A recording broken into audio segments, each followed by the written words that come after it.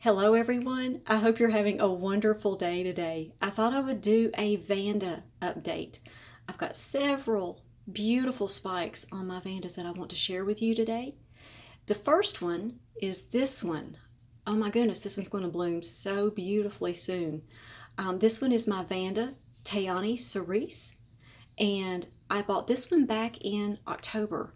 So I've had this one for about 9 months now, and this is the first rebloom on this plant, so I'm very excited. And this is the beautiful root system to this orchid. Very long, beautiful roots. This one has grown really, really well for me. It's in a huge vase. This is in the largest vase of all of my Vandas.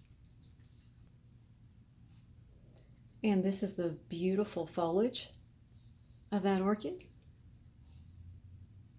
It's just a beautiful and very, very healthy orchid. And this is my beautiful Vanda Picara Blue. And this is amazing because I found out about a week ago I had a second spike on this plant. This is the first Vanda that I've ever had with 2 spikes. So I've been growing this one for almost a year and a half now, and this is the 3rd bloom cycle on this Picara. So I'm very proud of this. And here are the roots on this beautiful Picara Blue. This one has grown quite a bit since I've had it for a year and a half. Okay, I'm out in my sunroom now, and these are my western facing windows. The ones upstairs that I just showed you, those were eastern facing windows, and my Vandas are doing very well in those eastern facing windows. The reason why I moved those is because when they first started spiking about 3 weeks ago, we were having some cold snaps, and the weather was very unpredictable.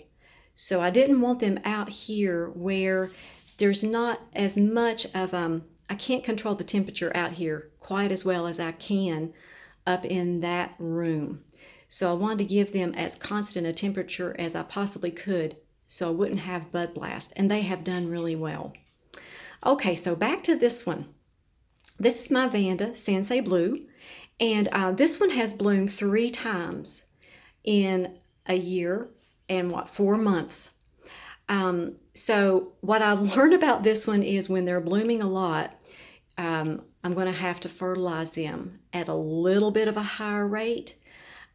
Plus, what I do as well is I supplement that in between waterings with a little bit of extra nitrogen. The bottom of this plant looks better than it did a few weeks ago. I think it was just either a nitrogen deficiency or a magnesium deficiency or a little bit of both, but I've been supplementing a little bit more nitrogen and magnesium on this plant, and it is starting to green back up on the bottom. I'm very happy to report. But it has a beautiful, beautiful root system. So that part of the plant looks really, really good. So I'm sure that as I supplement with a little bit more of the nitrogen and magnesium, that this is going to green back up. And look at the roots of my Vanda Robert's Delight Garnet Beauty. These roots just go on for days. Well, my friend Elaine, she says that it looks like it's going to just walk out of here one of these days. It's true. The roots just go on for days. And the top of the plant, the foliage, it's just beautiful. Not a mark on this foliage. I got this a year ago. My husband and my daughter chose this one for my Mother's Day present last year. So this was a beautiful Vanda that they chose. And here's this other very, very long root that is just branching out. That's what Vanda roots do. They're just absolutely beautiful. I believe that the roots are almost as beautiful as the flowers. And if you want more information about how I care for my Vandas, this is how I care for them, my watering schedule and my fertilizing schedule with my Vandas. So this video will give you a lot of information on the care that they receive. And also this video is how I prepared and displayed that very first Vanda that I showed you, Tayani cerise. That is how I prepared that beautiful Vanda for its glass vase. And since it's Mother's Day tomorrow, I just wanted to share with you some of my phals and my Cattleya that's in bloom. This is my beautiful phal Brother Pirate King. I thought that this was phal kaleidoscope, and it's not. It's a different color. This one has been a beautiful phal.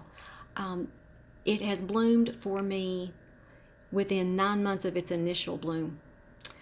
That is pretty impressive. So I just wanted to share with you these beautiful blooms. And look at all the blooms and buds on this plant. Prolific bloomer. I highly recommend this phal. It has just been, it's stunning. I just love it.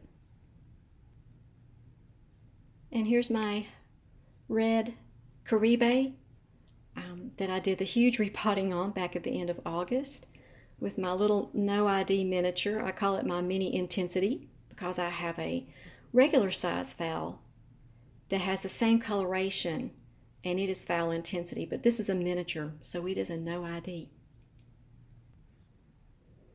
And here's phal Carmen, and in the background, that is my kaleidoscope phal.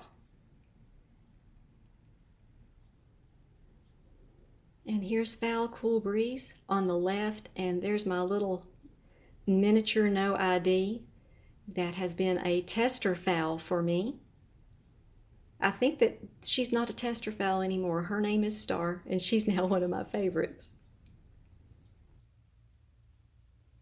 And here is my phal Marianne. She blooms for me beautifully every single year. I love this phal. And here is Buddy Orchid, my little no ID miniature. Cannot call this one a no ID. This one is Buddy. This is one of my favorite orchids in my whole collection. And here is my Dendrobium, Burana Jade Fantasy number 9. This is another favorite of mine. The color combination of these blooms is just mesmerizing. And here's my beautiful Cattleya that's still in bloom. She's always the star of the show whenever she is in bloom. This is another favorite of mine. I think I say that about them all, but truly they are. So I want to wish all of the mothers out there a very happy Mother's Day.